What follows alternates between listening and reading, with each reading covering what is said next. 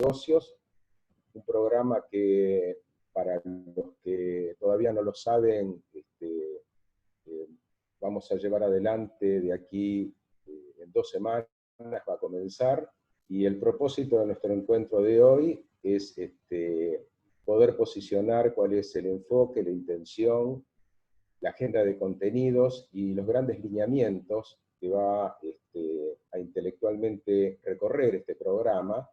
Esto debería ser, además de una charla de introducción, un modo de diálogo con ustedes, y yo diría de presentación de aquellos problemas que hacen inherente a los modelos de negocios y que hacen sentido a nuestra propia tarea profesional, función o rol que llevemos adelante dentro de las compañías.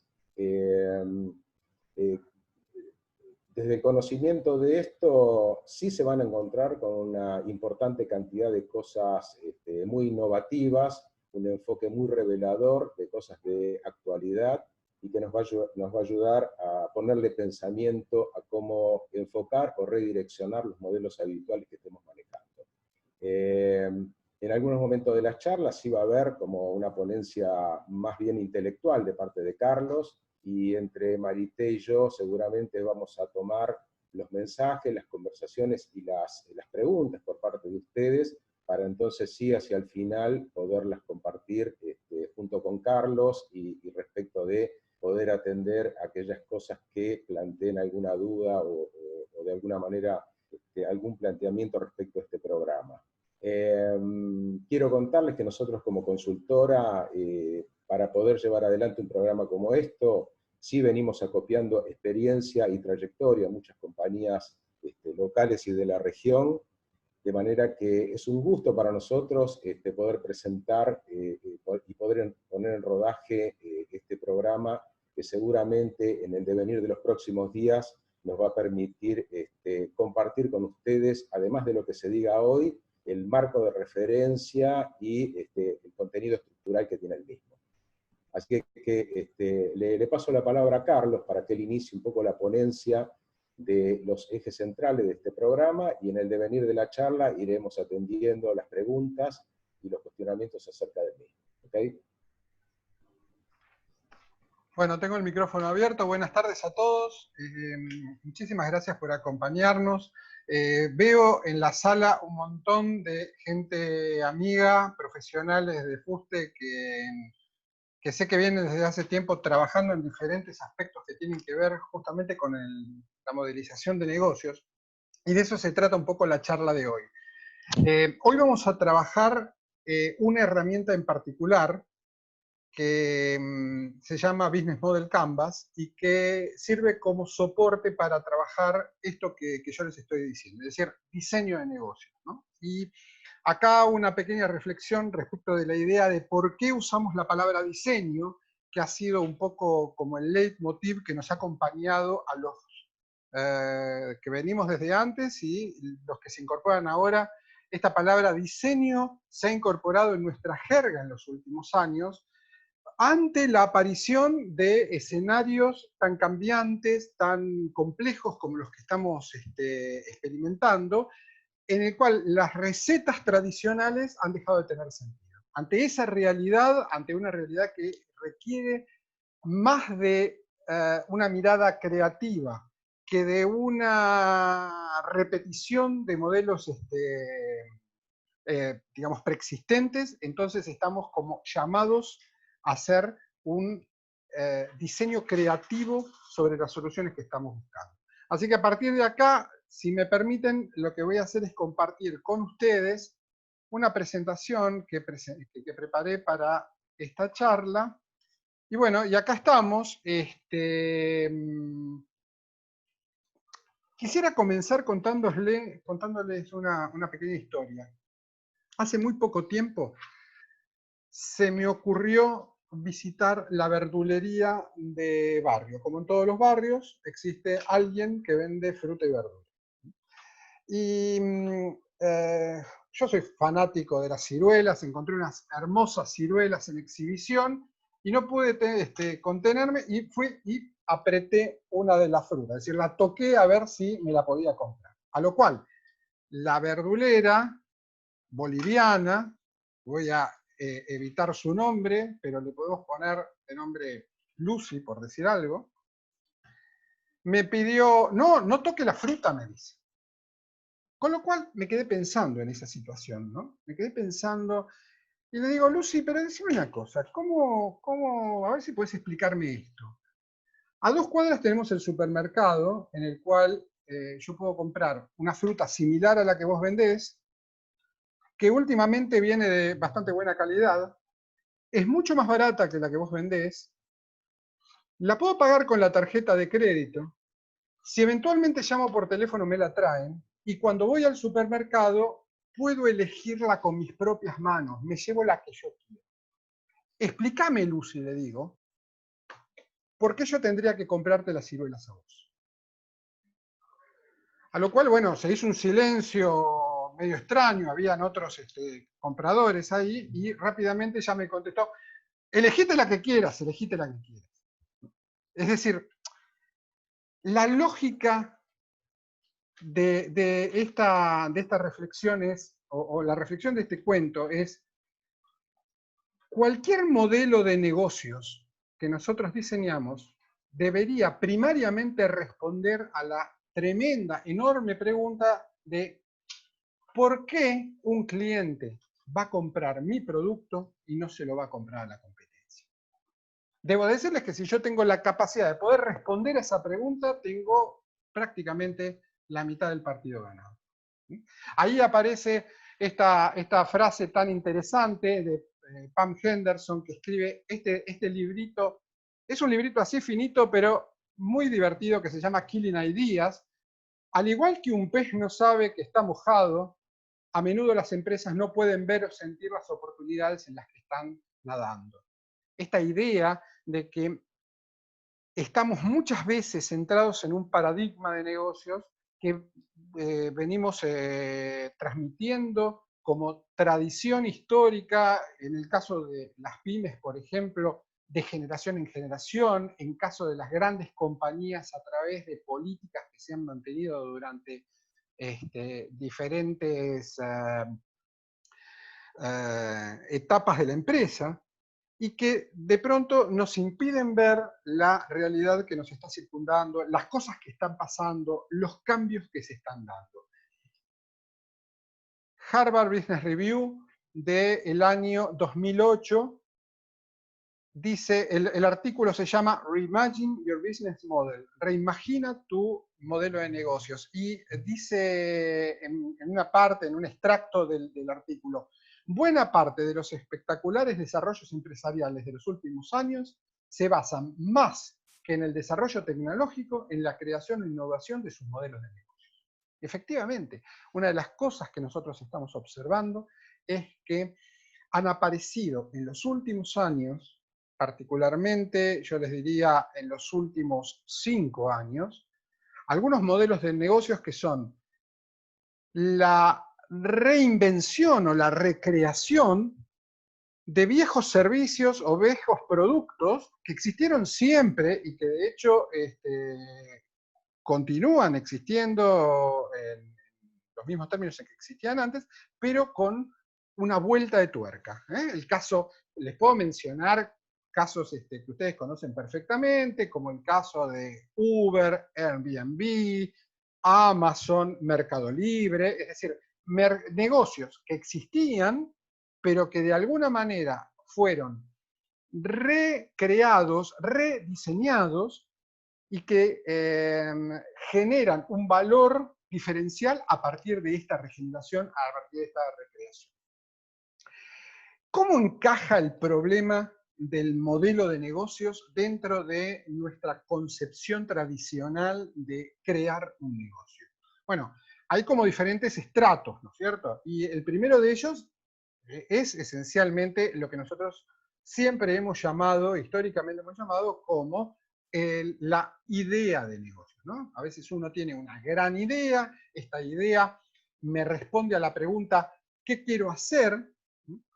La converso con un amigo, con un socio, con un colega, con el gerente de mi compañía, y a partir de ahí aparece digamos, un concepto. Pero para que ese concepto tome forma, para que ese concepto sea sustentable y tenga una integridad completa, yo escalo la idea de negocios al modelo de negocios. Es decir, el modelo de negocios me va a decir, mientras la idea va a decir qué quiero hacer, el modelo de negocios me va a responder a la pregunta cómo va a funcionar este negocio. Es decir, cuáles son las variables que se van a poner en juego y cómo esas variables se relacionan entre sí. Es decir, cualquier modelo de negocios debería ser una mirada, yo les diría, sistémica, completa, de cuál es el funcionamiento de la entrega, del desarrollo de valor que yo quiero hacer. Y luego, el modelo de negocios, en otra instancia, escalará necesariamente al plan de negocios, donde lo que voy a contestar es cómo lo voy a llevar a cabo. Y entonces ahí sí aparecerán muchas de las herramientas que históricamente hicieron a todo lo que hace a la creación y desarrollo de negocios, que tiene que ver con los presupuestos, los planes de marketing, los planes de inversión, los programas de trabajo, el Gantt, el PERT y todas las cosas que nosotros sabemos hacer. A partir de acá, yo lo que debo decirles es que el modelo que nosotros proponemos es un modelo que se encuentra enmarcado en el mundo del design thinking. ¿Qué es el design thinking para quienes no están en conocimiento de este concepto? El pensamiento de diseño es sencillamente una forma, y no quiero usar la palabra metodología porque es algo más que una metodología, es casi les diría un mindset, una forma de pensar, para resolver problemas complejos aplicando el enfoque de los diseñadores. ¿Y cómo es ese enfoque de los diseñadores? Bueno, esencialmente atendiendo a los problemas específicos de un cliente que tiene que resolver alguna cuestión en particular con una mirada creativa y otra vez justamente enfocada o centrada en la solución para ese cliente en particular. Es decir, una de las cosas que nos ocurre con el pensamiento de diseño es que el pensamiento de diseño, además de incluir la creatividad, de incluir técnicas novedosas y la innovación tecnológica, la innovación digamos, de procesos, tiene necesariamente una mirada empática. Es decir, pone en el centro al cliente y el problema que lo ha traído hasta nosotros.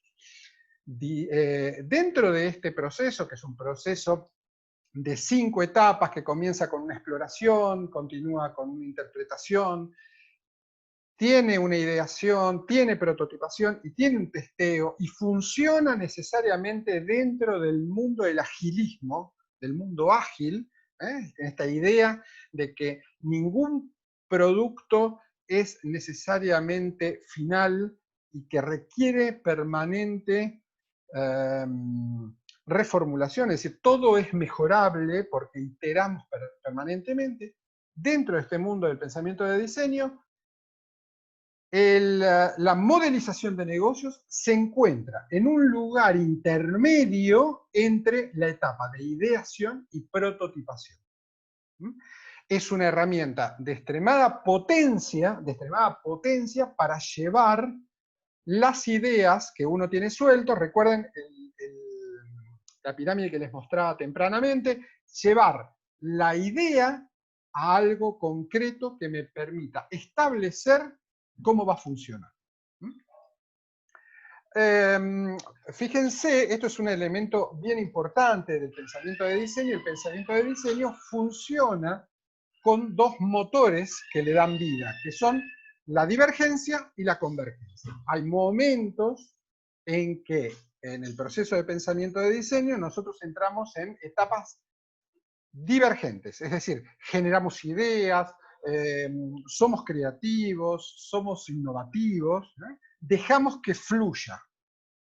Pero para que eso tenga un sentido, para que eso pueda llevarse a algo concreto, hay otras instancias donde yo tengo que tomar todas esas ideas y canalizarlas, es decir, converger. Divergencia, convergencia son los dos motores que le dan vida al pensamiento de diseño. Lo que me permite la modelización de negocios es justamente combinar ambos motores. Hay un momento en el cual yo voy a trabajar la divergencia, es decir, voy a generar ideas, las voy a generar colaborativamente, las voy a generar con mis colegas, las voy a generar con mis socios, las voy a generar con muchas veces facilitadores que están entrenados para eso, y hay otros momentos donde todas esas ideas van a ser convergentes, van a ser canalizadas a través de lo que nosotros llamamos el Canvas, que voy a presentar en algunos momentos. A partir de este punto, yo puedo entrar claramente en la etapa de testeo del modelo de negocios, y bueno, y a partir de ahí surgirá todo lo que tenga que pasar, es decir, aparecerán los presupuestos, aparecerán los planes de marketing, etc. Hay 3 principios básicos para que este modelo de negocios que nosotros estamos proponiendo sea sustentable, como en algún momento habíamos planteado.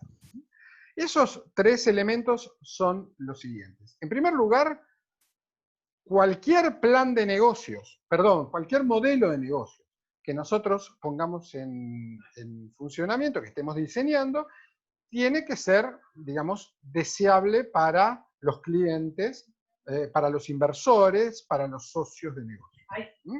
Si ustedes, repito en este punto, esta idea de la importancia de la empatía dentro de la cuestión de diseño.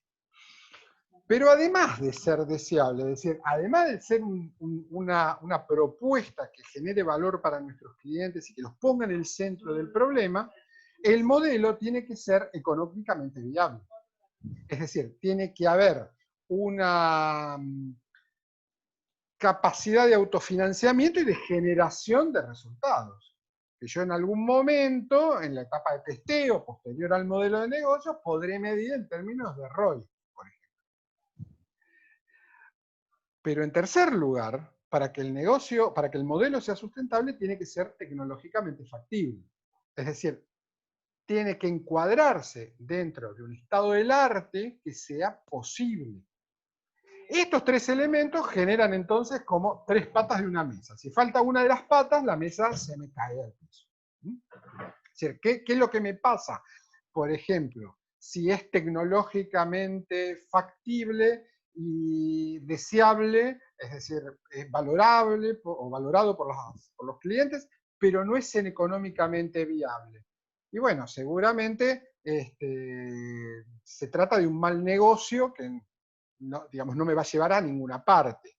Ahora, si es deseable para las personas y económicamente viable, pero no es tecnológicamente factible, claramente no lo voy a poder ejecutar. Me va a quedar trunco en el medio.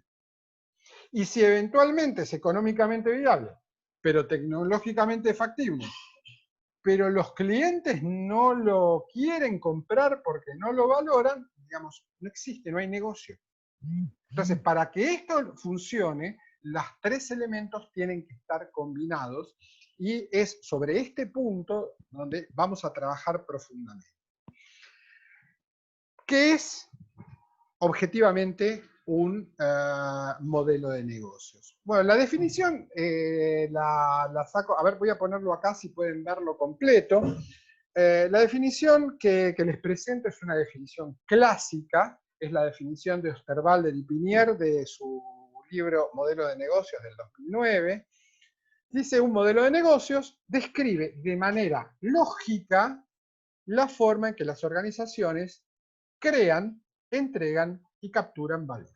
Es decir, el modelo de Osterwalder está muy enfocado justamente a la generación de valor y hace sentido a este artículo que yo les mostraba del Harvard Business Review, en el cual el problema el problema dejó de ser el servicio o el producto que ofrezco, sino la forma en que ofrezco ese producto y servicio.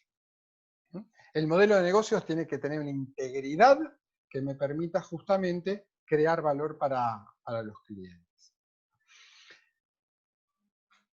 Un buen modelo de negocios tiene que dar respuesta a muchos de los interrogantes que yo les pongo acá. Es decir, primero, ¿a quién le voy a vender? ¿Qué voy a vender? ¿Cómo lo voy a distribuir? ¿De dónde van a salir los ingresos para hacer rentable el negocio? ¿Qué recursos necesito para poder llevar adelante esta operación comercial? ¿Quiénes van a ser mis socios estratégicos? Y en definitiva, ¿cuáles van a ser los costos derivados que me van a permitir saber si el negocio va a ser rentable y sustentable en el largo plazo? Y como les planteo aquí en este slide, la mejor manera de explicar un modelo de negocios es de forma gráfica, porque una de las cosas que nos ocurre, yo les decía, el modelaje, la modelización de negocios está dentro del mundo del pensamiento de diseño. Como buen diseñador, acá en la sala tenemos algunos ingenieros que seguramente van a estar de acuerdo con lo que yo les digo, ¿no? El diseñador siempre tiene una mirada gráfica sobre las cosas. Y más en este momento en el cual lo gráfico me permite poner en primer plano algunos conceptos abstractos que son difíciles de explicar simplemente con palabras. Entonces, ¿qué voy a hacer? ¿Qué voy a hacer con estas gráficas? Las voy a trabajar a través de una herramienta, de un instrumento al que llamamos los lienzos. ¿Qué es un canvas o lienzo, ¿no? La palabra canvas es una herramienta típica del mundo del pensamiento de diseño, debo decirles. Existen muchos canvas. La palabra canvas puede ser traducida al castellano, es una palabra inglesa que es traducida al castellano como lienzo o tapete, también se le dice. Y como dice acá en la definición, son herramientas para desarrollar modelos de negocios que permiten describir de manera lógica / gráfica la forma en que un modelo de negocios crea, entrega y captura valor. ¿Sí? Ahora, yo voy a ir un paso más allá. En realidad, el Canvas, lo que me permite es entrar en proceso de convergencia. Porque una de las cosas que me ocurre al momento de diseñar es que cuando yo estoy en la etapa de ideación, es decir, cuando yo hago divergencias, genero ideas, genero propuestas, genero iniciativas, muchas veces la discusión, por eso es tan importante tener una charla colaborativa con otros. Digamos, el diseño no es una cosa que se hace a puertas cerradas, el diseño se hace con otras personas. Las ideas al inicio se van modificando a lo largo de todo el proceso. Entonces el Canvas lo que me permite es poner cada idea en una cajita. Imagínense que sería algo así como tener una estantería en la cual yo voy a utilizar para catalogar, clasificar, ordenar, relacionar diferentes conceptos, diferentes ideas. La metodología general es muy sencilla. Se dibuja el lienzo en un póster. Muchas veces cuando uno trabaja con esto, lo hace a través de algunas impresiones grandes donde la gente va trabajando con post-it. Cuelgo este lienzo en la pared y, bueno, empiezo a trabajar sobre la ideación del modelo de negocios. Vamos a ver, probablemente al final de esta presentación, que en el mundo virtual, en este mundo en el que nos estamos metiendo del teletrabajo, de la teleconferencia, del Zoom, existen algunas herramientas profesionales de tipo colaborativo, yo les voy a mostrar algunas, donde este trabajo de ideación puede hacerse de manera virtual directamente. Bueno, me voy a meter entonces sí en el tapete, en el lienzo de modelo de negocios, que es el que ustedes conocen y seguramente se ha hecho muy popular en los últimos años, que se llama Business Model Canvas. La particularidad de Business Model Canvas es que está organizado en diferentes o por diferentes elementos. Nosotros tenemos 7 elementos que son centrales y luego hay 2 más que tienen que ver con la generación de ingresos y la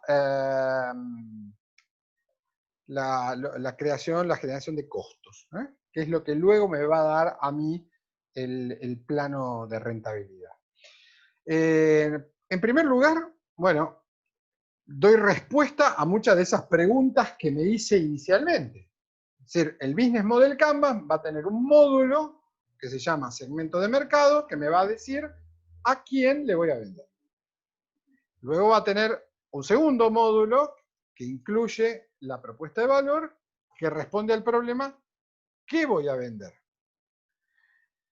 Vamos a tener una segunda etapa. En realidad vamos a ver que en la metodología va a aparecer como tercera etapa, en la cual lo que voy a preguntarme es cómo les voy a vender, es decir, cómo me voy a relacionar, cómo voy a relacionar los 2 primeros elementos para que se pueda crear valor, una sinergia entre los segmentos de mercado y la propuesta de valor. Y por último, los últimos 3 elementos que aquí les presento, recursos claves, actividades claves y asociaciones claves, van a dar respuesta a qué recursos voy a necesitar para poder hacer todo lo anterior. Así que lo que vamos a hacer es, digamos, repasar cada uno de estos elementos para que ustedes los vayan conociendo y se vayan familiarizando con ellos. El primero de ellos tiene que ver con los segmentos de mercado. Es un módulo que define los diferentes grupos de personas a las cuales yo voy a dirigir mi propuesta de valor. En este punto, hay algunos temas hay un punto que quisiera poner en relieve, ¿no? Que es esta idea de que el concepto de segmentación es un viejo concepto de marketing. Quienes alguna vez hemos estudiado marketing, llegamos al concepto de segmento desde un lugar, yo les diría, descriptivo. Esto es, en general, nosotros estamos acostumbrados a definir segmentos de mercado de manera demográfica. Mujeres entre 35 y 55 años, amas de casa, con 2 hijos, etcétera, etcétera, etcétera. Claro, estos conceptos en el presente queda demostrado que han quedado como, digamos, muy chiquitos respecto a la realidad de negocios en la que nos estamos metiendo, ¿no? Sin querer profundizar en la idea, pero para que ustedes me entiendan, en un mundo en el cual las decisiones de consumo se hacen cada vez más autónomas, más individuales, ¿no? Algunos autores, siempre menciono, dicen, estamos en un momento de hiperindividualismo, en el cual nos despegamos de los cánones del consumo de nuestra clase, de nuestra tribu, y empezamos a consumir en función a la búsqueda de un propósito, a partir de la vinculación a la credibilidad que me genera esta marca y con la cual comparto algunos principios o valores. Entonces, desde ese lugar, tratar de identificar a mis clientes describiendo su sexo, edad o lugar donde consumen, no está mal, pero es muy poco. Es muy poco. Con lo cual, una de las cosas que yo voy a tener que hacer es meterme profundamente en la averiguación la exploración de estos clientes para poder entender cuáles son esencialmente las motivaciones de compra. Dicho desde este lugar, uno de los primeros canvas que nosotros introducimos en el proceso de modelaje de negocios es lo que llamamos el canvas del segmento de cliente. El canvas del segmento de cliente nos permite trabajar sobre cuáles son las motivaciones y cuáles son los frenos que nuestros clientes tienen a la hora de consumir nuestros productos. Entonces, este Canvas es muy sencillo, lo voy a explicar rápidamente, pero tiene 3 segmentos. El primero de ellos es el que habla de las tareas del cliente, que nos dice, bueno, a ver, este cliente, ¿qué es lo que está intentando obtener? Este cliente está, por ejemplo, si nos referimos a un producto o un modelo de negocios basado en, qué sé yo, máquinas de cortar pasto, pues probablemente este cliente lo que está haciendo es intentando cortar el césped de su casa quinta, de un gran terreno, ¿no? Y no está queriendo cortar el pasto de una cancha de fútbol, ¿sí? Entonces, yo empiezo como a enfocarme, empiezo a segmentar, empiezo a, digamos, direccionar mi oferta. Y después tendrá algunas cosas que el cliente verifica como beneficios, es decir, algunos elementos que el cliente está esperando recibir y que lo pone feliz y que lo motivan a comprar, y hay algunos otros elementos que claramente los clientes rechazan. O sea, son conceptos que de alguna manera frenan la compra del producto. Entonces, estos 3 puntos, muy sencillos, pero muy complejos cuando yo tengo que ponerlos en papel, porque implica necesariamente un conocimiento profundo de los clientes, me dan una pauta general de a quién voy a dirigir esta oferta de valor. El segundo elemento que conjuntamente con el segmento de clientes pasa a ser, digamos, como el core del modelo, es la propuesta de valor. La propuesta de valor que describe el conjunto de los productos y servicios que de alguna manera van a dar respuesta a la necesidad potencial que tiene ese segmento que yo definí tempranamente. Y lo que quiero plantearles con respecto al tema de la propuesta de valor es que yo no puedo reducir mi definición de valor simplemente a la descripción de la cosa.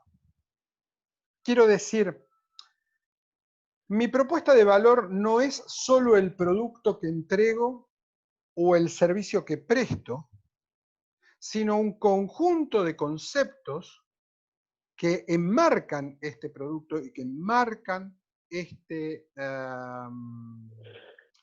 servicio, que habitualmente nosotros solíamos llamar servicios en genérico, pero que son mucho más que eso, en un mundo, como les decía hace un momento, en un mundo en el cual los clientes se relacionan con la marca en la búsqueda de un propósito. Es decir, nosotros vamos a tener que desarrollar en nuestra propuesta de valor un montón de conceptos que van a viabilizar la cosa y que le van a dar potencia, que van a potenciar ese mensaje, ¿no?, que nosotros estamos transmitiendo en términos de atributos, es decir, de cosas buenas, positivas para el cliente.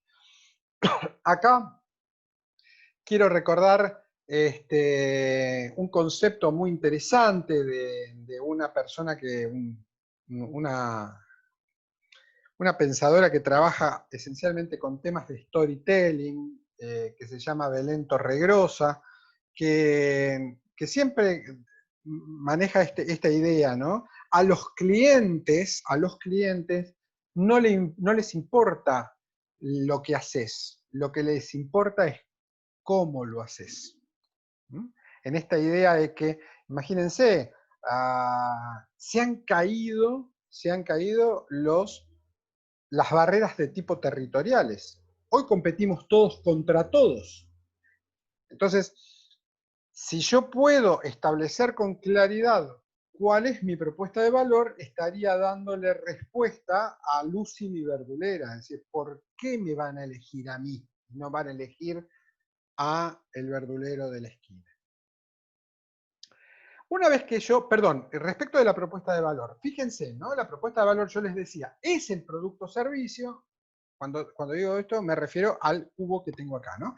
Es la propuesta de servicio o el producto, pero además son otros conceptos que acompañan este producto o propuesta de servicio, ¿no? Son algunos elementos que crean beneficios, o sea, que generan cosas positivas para el cliente, y hay otros elementos que tienen mis productos o que yo debo desarrollar como atributo en mi producto o servicio, que lo que hacen es neutralizar cosas negativas.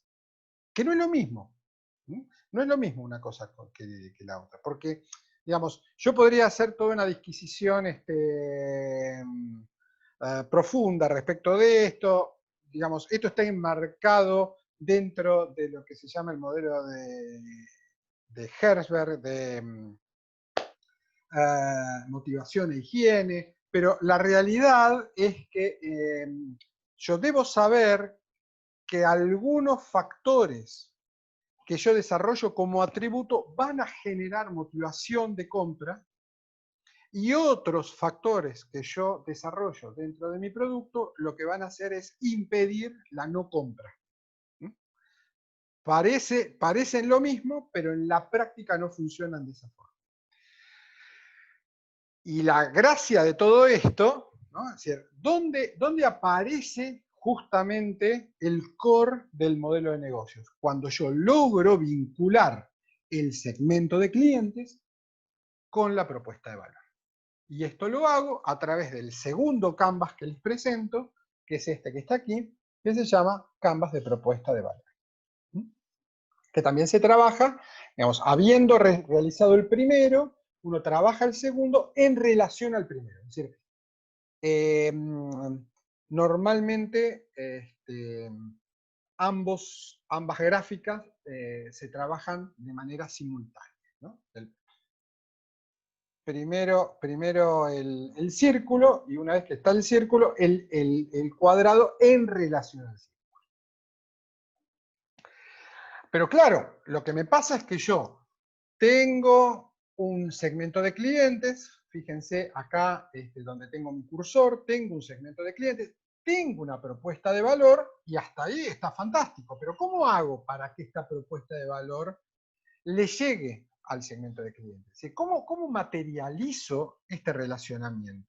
Bueno, vamos a tener que pensar en dos vías. La primera de ellas es lo que se llama el canal. Es decir, ¿qué canal voy a utilizar para poder conectarme con mi cliente? El canal es esencial porque el canal es un facilitador, es la forma en que los clientes se hacen de la propuesta de valor. Y la característica de esto es que, otra vez, en un mundo donde los clientes se han empoderado, y se han empoderado además digamos, por el manejo de los medios digitales, yo debo entender que hoy los clientes consumen donde ellos quieren, cuando ellos quieren y de la manera en que ellos quieren. Y si esto es así, el canal que yo elijo para mi modelo de negocios pasa a ser, digamos, estratégico. Porque solamente a través de un canal eficiente o de un conjunto de canales eficientes, yo estoy en condiciones de poder servir valor a este segmento con el que quiero vincularme. Yo les decía, hay dos vías. La segunda vía es cómo, una vez vinculado a través del canal, voy a relacionarme con esos clientes. Voy a preguntarme si este relacionamiento lo voy a hacer a través de una asistencia personal, si este relacionamiento lo voy a hacer a través de, por ejemplo, el autoservicio, o de un servicio personalizado, o de personalización exclusiva, como es el caso, por ejemplo, de los ejecutivos de cuentas. ¿No? O vamos a crear comunidades de consumo, ¿no?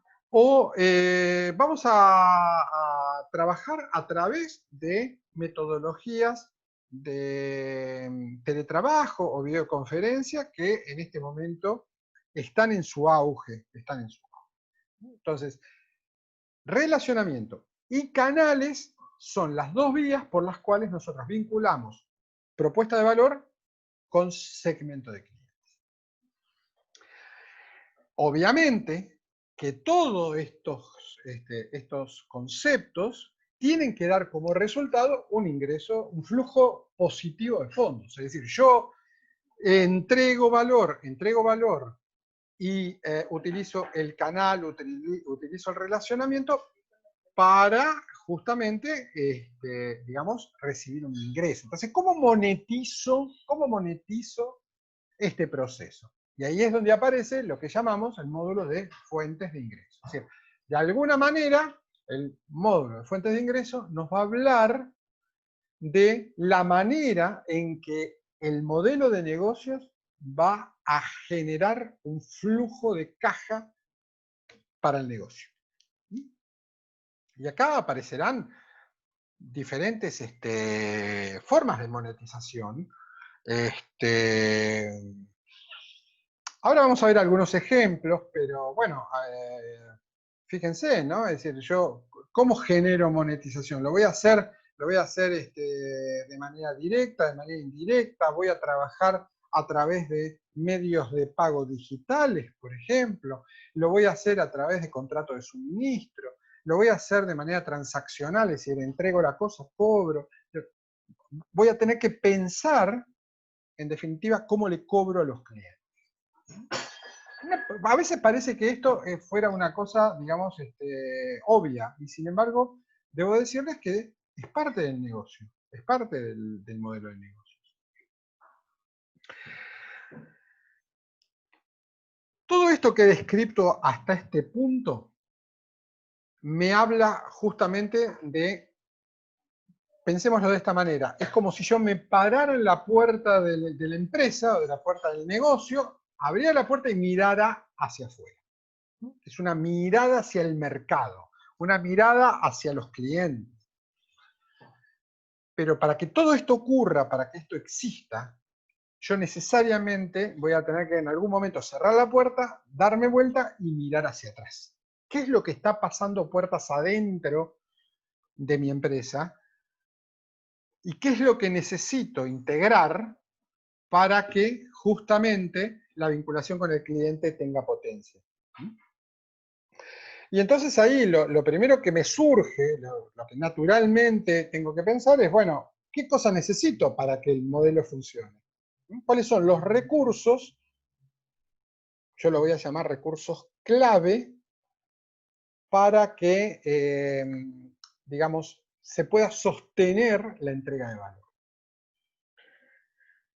En este punto quisiera resaltar, es decir, si yo tuviera un fibrón acá, haría un rayón así, que era subrayaría con mucho énfasis la palabra clave. ¿Por qué? Porque obviamente cualquier proceso comercial, industrial, de servicios, va a requerir recursos. Es decir, de suyo que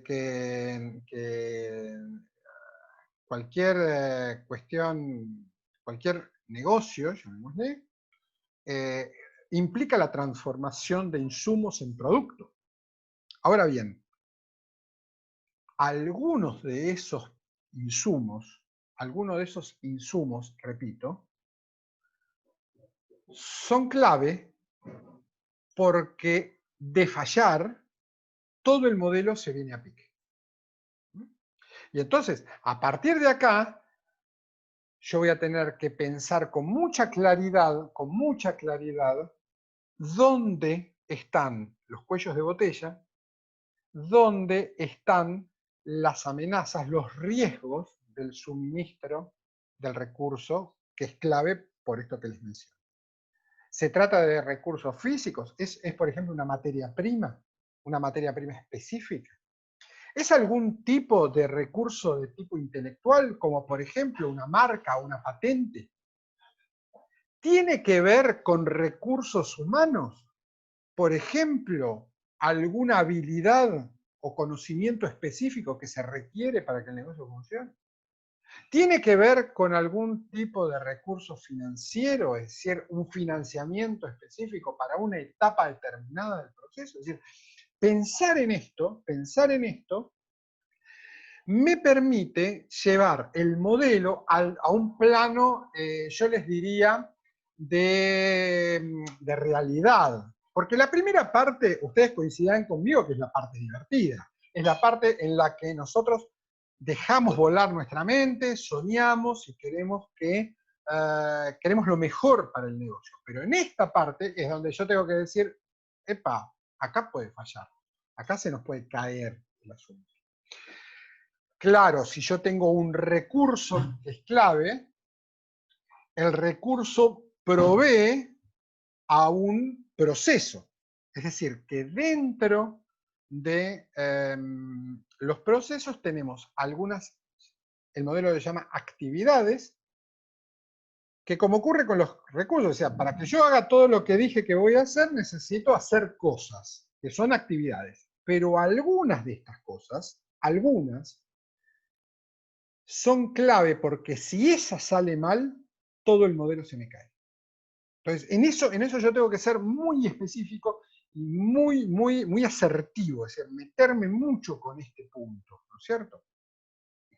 Y bueno, y esta actividad que es clave, porque si no se me cae el modelo, yo podré encontrarlas en la producción y las operaciones, o podré tenerlas en el plano comercial o de servicios, o podré tenerlos, por ejemplo, si se trata de algún tipo de modelo de negocios basado en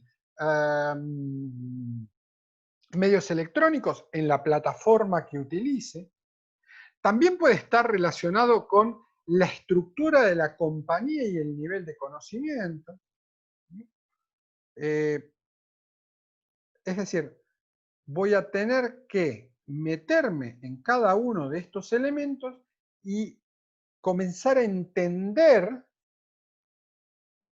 cuál es la lógica del proceso que voy a llevar adelante. Y puede ocurrir, y de hecho en la mayor parte de las veces ocurre, que cuando yo describo actividades claves, lo que hago es una combinación de varios procesos. O sea, habrá actividades claves en la producción y operaciones y habrá actividades clave que tienen que ver con lo comercial y otras que tendrán que ver con lo tecnológico. Ahora, fíjense que nosotros tenemos recursos, tenemos actividades, alguien tiene que proveerlas. Alguien provee esos recursos o eventualmente, digamos, colabora en las actividades. Quiere decir que hay un elemento más que yo voy a tener que tener en cuenta, que es lo que el modelo describe como las asociaciones claves. Es decir, ¿quiénes son mis socios en esta patriada? Es el punto. Y una de las cosas que yo voy a observar, si miro con mucha atención, es que cualquier negocio tiene un montón de socios estratégicos. Algunos internos, mi socio de negocios, mis empleados, mis proveedores, pero hay también algunos que son de tipo externos. Por ejemplo, algún organismo público que me tiene que dar algún control o certificar alguna cosa, a veces un competidor, a veces otra empresa con la cual yo hago algún tipo de acuerdo. Es decir, que identificar las asociaciones claves implica describir cuál es la red de proveedores de insumos y de actividades clave. Y una de las cosas que yo voy a tener que entender es que hay algunas que son clave, porque si yo con este proveedor súper estratégico, único importador de este insumo súper estratégico para mi proceso, yo no tengo una conversación adecuada y un relacionamiento de asociatividad, seguramente voy a estar en problemas, porque entonces todo mi negocio va a dejar de ser sustentable. Y por supuesto, este segundo módulo, fíjense, compuesto de estos tres elementos, son los que van a dar estructura de costos. Son los que me van a hablar de cómo se componen los costos que yo voy a tener que afrontar en este modelo de negocios. Y una característica bien interesante que tiene este módulo es que a veces, el módulo me permite hacer una observación de cuál es la estructura de costos para reducirlos. Pero otras veces, mi propuesta de valor me va a impedir reducir costos. Y entonces lo que yo voy a tener que hacer es analizar la estructura de costos para la búsqueda de la productividad. Para hacer que esa entrega de valor sea, digamos, se le dice habitualmente cost effective. Es decir, que valga la pena incurrir en este costo para obtener este resultado. Planteadas estos módulos, el módulo, fíjense, ¿no? Esta es la gráfica que yo les mostraba antes terminada, yo puedo volcarla en un tercer Canvas que les presento, que es el Business Model Canvas, que habitualmente se trabaja de la misma manera en que he descrito que se trabajan los otros Canvas, es decir, con Post-it, con fibrón, con una impresión, cuando uno tiene la posibilidad de hacerlo en físico. Y repito lo mismo que dije anteriormente, pero sobre lo cual también quiero ser muy enfático, es imposible trabajar Business Model Canvas, es imposible trabajar cualquier proceso de pensamiento de diseño, pero es imposible trabajar Business Model Canvas en solitario. Business Model Canvas es una herramienta de trabajo colaborativo. Es decir, yo diseño negocios, diseño Business Model Canvas con otras personas. Este es el template, y hay algunos ejemplos que podrían de alguna manera graficar todo esto que estoy diciendo. El primero que les muestro acá es uno muy simpático, que es el Business Model Canvas de Papá Noel, del modelo de negocio de Santa Claus. Fíjense, ¿cuáles son los segmentos de clientes que maneja Santa Claus? Bueno, los niños, niños de diferentes géneros, de diferentes edades, de diferentes sectores sociales, por ejemplo. ¿Y cuál es la propuesta de valor que ofrece Santa? Esa alegría que tienen los niños al momento en que al lado del arbolito encuentran el regalo. Ese momentum es justamente la oferta, la propuesta de valor, el atributo de valor, lo que le da potencia a la propuesta de Santa Claus. ¿Cómo se relaciona Santa con sus clientes, los niños? Bueno, a través de un canal que podríamos llamar un canal directo, es decir, Santa lo que hace es una distribución directa utilizando su trineo, acá en la bolsa ven todos los juguetes y los renos volando. ¿Y cuál es, digamos, la problemática de Santa? La problemática de Santa es entregar los productos antes de las 12 de la noche. Pues recuerden que a las 12 toca la campanita y por arte de magia los regalos están debajo del árbol.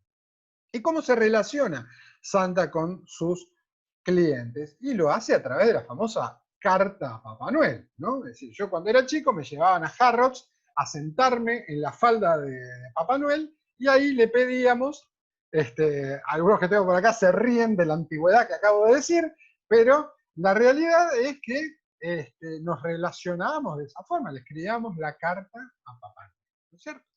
Entonces, ¿cuál va a ser, en definitiva, cómo va a monetizar Papá Noel todo este proceso? Y a través de la leche y las galletas que los niños amorosamente le dejan debajo del árbol, para que pueda llevar, digamos, para que pueda refrescarse y estar un poco más cómodo.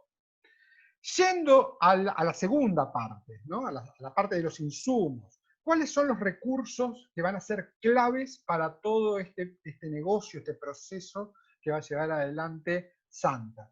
El trineo, Rudolf, ¿no? que tira del trineo, los gnomos que le ayudan a preparar los juguetes y los productos, ¿cierto? ¿Y cuáles van a ser las actividades que van a ser claves? Sin esto se cae el sistema. La distribución.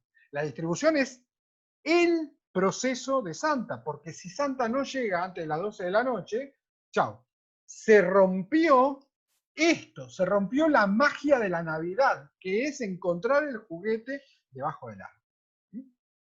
Ahora, Santa va a tener seguramente algunos socios de negocios. Por ejemplo, el correo es un socio de negocios de Santa, porque si el correo le falla, no llega la carta, no se va a enterar ¿qué es lo que le están pidiendo los niños? Bueno, acá hemos puesto también a los 3 Reyes Magos, porque vieron que a veces después de que Santa no llega, siempre hay un repechaje. Pero, por ejemplo, una de las cosas que me faltó en este punto es la cigarra, porque la cigarra es la que le dice si el niño ha sido bueno o, o travieso, ¿no es cierto? Entonces, fíjense que necesitamos algunos socios de negocios específicos, porque yo podría decir, bueno, pero el tipo que le da de comer a Rudolf también es un socio. Es verdad, pero no es clave, porque cualquiera le puede dar de comer. ¿Sí? ¿Y cuál va a ser la estructura de costos? ¿Cuál va a ser la estructura de costos? La magia. Es decir, Santa va a tener que poner en funcionamiento, desplegar un proceso mágico para que todo este modelo funcione. Vamos a llevarlo a un ejemplo un poco más mundano, ¿no es cierto? Este es un ejemplo típico de la compañía Nespresso. Nespresso es un modelo de negocios muy interesante porque lo que hace es, Nespresso no vende café, como primera cuestión, ¿no? Lo que vende es un concepto. Y entonces, si ustedes se fijan, bueno, ¿cuáles son los segmentos de clientes? Bueno, tomar un delicioso café en el hogar, mientras uno mira la película de Netflix, o tal vez en el trabajo, ¿no? Mientras lleva adelante sus tareas diarias. Entonces, ¿cuál va a ser la propuesta de valor que genera Nespresso para estos clientes? Ustedes me podrían decir, bueno, el café, y está muy bien, pero en realidad lo que diferencia Nespresso de cualquier otro café es ese olorcito a café que yo tengo en la casa en el momento en que me estoy preparando el Nespresso. Entonces, ese elemento lo hace diferenciado, lo hace único, lo hace, digamos, poderoso para que estos clientes que están en la búsqueda de tomarse un café en ciertas condiciones particulares, sientan una vinculación con el atributo de valor. ¿Cuáles son los canales que usa habitualmente Nespresso? Bueno, fíjense, digamos, uno puede comprar las cápsulas en el supermercado o por correo, periodo de cursor, o por correo, por teléfono, en tiendas específicas de Nespresso. ¿Y cómo me voy a relacionar con los clientes? Bueno, una de las cosas muy interesantes que hizo la marca Nespresso es desarrollar una comunidad Nespresso. Entonces, una de las cosas que ha hecho es el embosamiento de una tarjeta Nespresso, por el cual se crea un club de puntos y una serie de cosas, un modelo de negocios muy interesante. ¿Cómo monetiza? Bueno, claramente monetiza a través de la venta de máquinas de Nespresso, pero también y no menos importante, yo les diría más importante que la primera, a través de la venta de cápsulas. Porque las cápsulas, o sea, la máquina es un elemento, yo les diría, facilitador de la venta de cápsulas. Recuerden que Nespresso es un negocio de Nestlé, y Nestlé es esencialmente un productor de alimentos. Lo que ha encontrado es digamos, como un negocio accesorio muy valioso, con una marca que se ha valorizado muchísimo. Entonces, voy a la segunda parte. ¿Cuáles son los recursos? Los recursos que voy a utilizar. Bueno, voy a utilizar publicidad, voy a utilizar recursos de tipo, o insumos de tipo productivos, mano de obra, materias primas, cargas fabriles, etc. Y, por ejemplo, una de las cosas que voy a necesitar como recurso clave es un sistema de distribución. En Nespresso, una de las cosas que lo caracteriza es tener un eficiente sistema de distribución que probablemente esté compuesto de una flota de camiones. ¿Cuáles son las actividades clave para Nespresso? Claramente la producción, eso es central, ¿no? La producción de las cápsulas y de las máquinas. Una patente, fíjense una cosa muy particular, Nespresso no es la única marca que vende café en cápsula para Café Express, pero las otras marcas son distintas a Nespresso. Y eso es así porque Nespresso tiene una patente. La patente lo que hace es darle una robustez, una completud al modelo. Y por supuesto la tarjeta Nespresso, la tarjeta que le da lógica al modelo de relacionamiento a través de esta comunidad. ¿Cuáles van a ser los socios clave para que el negocio funcione? O sea, va a tener muchos socios, pero ¿cuál es el clave? El que si se les cae se rompe todo. Y fue el fabricante de la máquina. El tipo que fabrica la máquina, que probablemente es un tipo en Singapur, China o la India, esa empresa que es externa, que es otra empresa, porque, repito, Nestlé fabrica alimentos, no fabrica máquinas, pero si este personaje no cumple con los estándares de calidad y la relación de exclusividad que exige el modelo, se cae todo, porque entonces se empieza a replicar y empiezan a aparecer, digamos, los Nespresso truchos, como de alguna manera ya han comenzado a aparecer, ¿no? Sí, probablemente el modelo de negocio de Nespresso requeriría una refrescada en este momento. Y entonces, ¿cuál va a ser la estructura de costos? La estructura de costos va a estar dada justamente, esencialmente por los recursos. Va a haber fuerte inversión en publicidad, una concentración, un foco muy importante dentro de lo productivo, y obviamente otra vez aquí aparece el problema de la distribución como clave, como central, ¿no?, dentro de la estructura de costos. Un ejemplo más, yo les diría más mundano, más casero, ¿no? Imagínense, por ejemplo, un comercio de barrio que ante la cuarentena y ante los cambios que estamos viviendo, ha tenido que optar por el e-commerce, que quiere mudarse al mundo del e-commerce. ¿Cuál va a ser el segmento que va a atender? La chica adolescente que está en la casa mirando el teléfono todo el tiempo y pensando, ¿no? ¿Y qué es lo que le va a ofrecer? Le va a ofrecer cosméticos, ¿no?, pero además el asesoramiento, ¿no?, la capacitación para poder utilizarlos. ¿Y cuál va a ser el canal que va a utilizar este modelo de negocio? Y esencialmente la computadora, porque como estamos en la época de cuarentena, mi negocio va a mutar a ser un negocio e-commerce. Y vamos a utilizar el Instagram, vamos a utilizar, fíjense, ¿no?, me voy a relacionar con mis clientes a través del Instagram, del WhatsApp para empresas o del Zoom para poder acercarle al cliente no solamente el producto, sino también aquello que me hace diferencial, que es justamente el asesoramiento en belleza. ¿Cómo monetizo? Muy bien, lo voy a hacer a través de la tarjeta de crédito, vía Post-it, con algún sistema, digamos, embebido en el e-commerce, o a través de Mercado Pago. Puedo usar Mercado Pago como una vía para poder cobrar. El recurso clave va a ser claramente la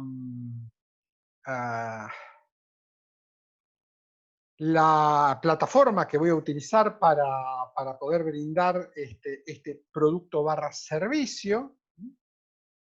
Y por qué no también voy a necesitar justamente algún hardware medio interesante que me permita darle soporte a esta plataforma. Y las actividades clave, o sea, la actividad clave va a ser el asesoramiento o la consultoría de make-up. ¿Sí? Quiere decir que, ¿quiénes van a ser mis socios de negocio? Y mi socio de negocio va a ser necesariamente la consultora de belleza que va a llevar adelante la actividad clave, pero también la empresa de tecnología que me va a dar soporte al problema de mis recursos clave. Y la estructura de costos va a estar dada esencialmente en el estoqueo de mercadería, de materiales, en los sueldos de las asesoras, en la distribución y en todo caso en los costos del el carrito de compras. ¿No es cierto? Entonces, yo les decía al comienzo de la charla la importancia de trabajar de manera colaborativa. Quiere decir que todo esto que yo les he mostrado se trabaja habitualmente a través de metodologías de trabajo de gráfica, es decir, se trabaja con el post-it, se trabaja en reuniones físicas, generalmente facilitadas por consultores que de alguna manera escalan el modelo, ¿no es cierto? Ahora, ¿cómo hacemos para llevar adelante esto al plano e-learning? Bueno, existen, de hecho, nosotros estamos, permítanme, quiero compartir con ustedes algunas formas, ¿no?, de poder hacer un trabajo colaborativo en términos de armar modelos de negocios a través de la web con otras personas, ¿no es cierto? Entonces, por ejemplo, lo que tengo acá para mostrarles es una de las tantas plataformas que nosotros solemos utilizar, que se llama Jamboard, donde lo que les muestro aquí es el Business Model Canvas de la compañía Zoom, que es la que estamos usando ahora como plataforma de teleconferencia. Entonces, ¿cuáles van a ser, en este caso, los segmentos que vamos a tocar? Bueno, segmento gobierno, segmento educación, segmento empresas, segmento individuos, y nuestra propuesta de valor, la propuesta de valor de Zoom, en este caso, va a estar dada por las permanentes mejoras de seguridad informática, por la versión gratuita que permite enganchar a a una gran masa de clientes para que luego se pueda monetizar. Bueno, ¿y cómo me voy a relacionar? A través del sitio web, a través de las ventas, etcétera, con atención de consultas, con soporte técnico, con el website. ¿Y cómo monetizo? A través de suscripciones. Ahora, supónganse que yo todo esto lo estuviera trabajando colaborativamente y entonces supongamos que alguna, digamos, dentro de la lógica que se está trabajando, los ejecutivos de Zoom deciden que de pronto no quieren atender sector gobierno, por ejemplo. Entonces, simplemente lo que hacen es tomar el post-it y quitarlo. O decir, bueno, pero a mí me gustaría trabajar, por ejemplo, con el segmento jubilados, ¿no? Entonces, jubilados, yo creo un nuevo post-it, el cual me permite hacer un aporte a este modelo. Y como yo puedo compartirlo, ¿ven? Puedo compartir la herramienta con otras personas, lo que termino haciendo es un trabajo de tipo colaborativo, como si estuviéramos con el papel, los post-it y las flores. Todo esto que les he contado es un poco lo que resume el proceso de modelaje de negocios. Obviamente, dentro de cada uno de estos módulos hay muchísimas cosas para hablar. Business Model Canvas es una herramienta que les diría hoy representa el estado del arte del problema de diseño de proyectos. Probablemente debo decirles que el pensamiento de diseño y el agilismo en general, pero particularmente el diseño de nuevos modelos de negocios, es una de las principales habilidades que van a ser requeridas por ejecutivos y empresarios en los próximos tiempos, en estos que estamos ahora y los que vienen, desde el momento en que estamos enfrentando un proceso de cambio permanente. O sea, el diseño y rediseño permanente de modelos de negocios es de tipo inevitable.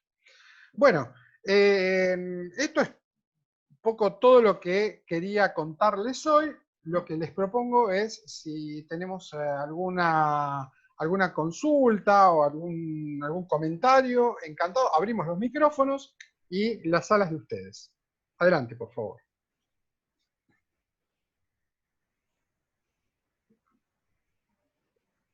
Carlos,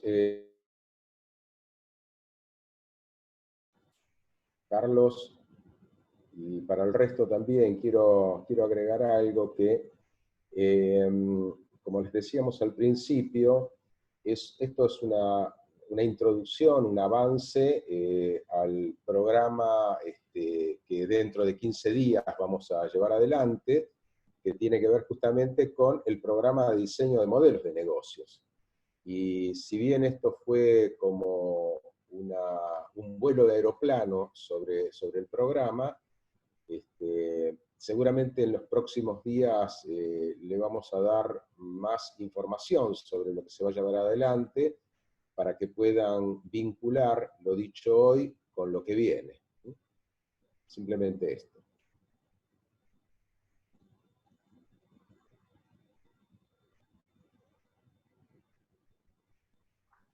Ahí está. Les decía, nosotros quedamos a disposición de ustedes, espero que lo hayan disfrutado y que de pronto sirva esto como una especie de disparador para generar ideas, ¿no? Entonces, como siempre termino este tipo de charla, lo que les propongo es que sigan diseñando, salgan a la calle, piensen y sigan diseñando. En lo que va de la charla, no tengo mucho más que decir, así que por mi parte me despido y les agradezco enormemente que hayan participado. Quedo a disposición. Si a alguien ahora no se le ocurre pregunta, pero en algún momento tiene algo que consultar, tienen nuestros métodos de contacto. Ahí creo que Martín quería decir algo. Te quería hacer una consulta con respecto al rol del facilitador. Sí, señor. Porque el facilitador vendría a ser un creativo ajeno que tiene ideas, como era el torbellino de ideas antiguamente, o... Bueno, está muy buena tu pregunta. En general, los procesos de diseño requieren una mirada externa. Y esa mirada externa tiene que ser además una mirada experta.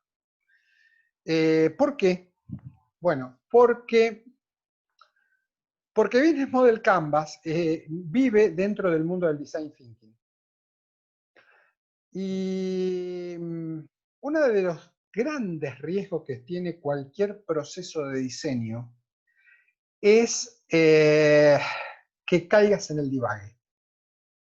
O sea, cualquier proceso de diseño, ahí lo veo a Ale Krug, que es arquitecto, y yo creo que en algún punto él me parece que debe estar de acuerdo con esto. Es decir, quien diseña en un momento determinado tiene que tener mucha claridad de en qué etapa del proceso se encuentra.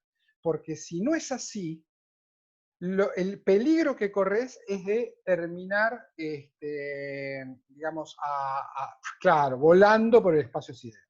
Entonces, ¿cuál es la tarea esencial del facilitador? Marcarte el paso. La función de un facilitador es marcar el paso. Por eso el facilitador tiene que ser un experto. Es decir, no se requiere que el facilitador sea un super guau, creativo, innovador. Lo que se requiere es que sepa muy bien cuáles son los pasos del proceso y tenga la capacidad empática de entender en qué momento hay que permitir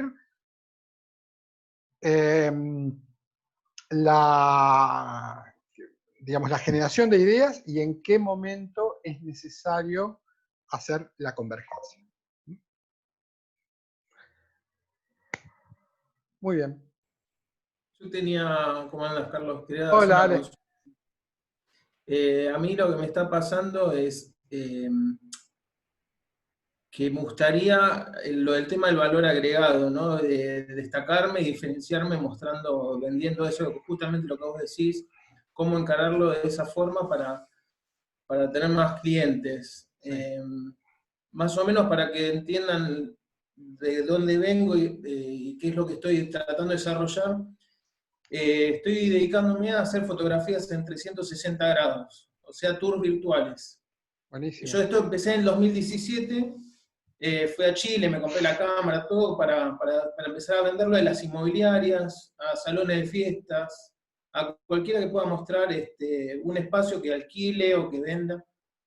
Y lo que me pasa es que en el 2017 hasta ahora no pude vender ningún tour virtual, o sea, 2 nada más, digamos, pero fui a todas las inmobiliarias.